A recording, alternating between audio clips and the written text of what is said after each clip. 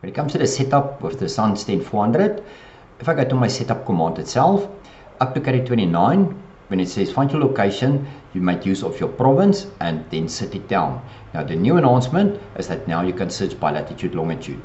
The advantages is that, say for instance, you've got coordinates, you're in a rural area, then at least Caddie will tell you what zone you're in. And then you will see another 2 enhancements. Once you either use latitude, longitude or province down, you can ask Caddie to check the location on Google Map, or you can ask Caddie check the location and zone on the CSIR ArcGIS page. So the first exercise that we're going to do, I'm going to make use of the Free State, and let's go to Bloemfontein. As you can see, the energy zone is zone 1, and I'm going to ask Caddie check the location on Google Maps. And if I'm going to zoom out, Westdean, as you can see, it's definitely in Bloemfontein area. So let's minimize that one.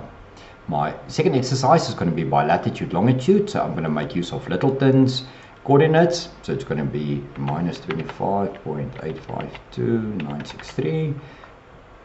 My longitude is going to be 28.201996.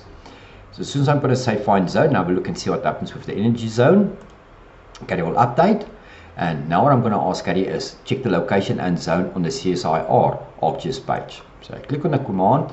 Once again, make use of your internet. This is your energy demand website. And as you can see, the blue spot there, if I'm going to zoom in Centurion and Littleton Manor, and that is correct. So now I can go back to my Caddie. I'm happy with my latitude, longitude, and now I can just carry on with my standard settings.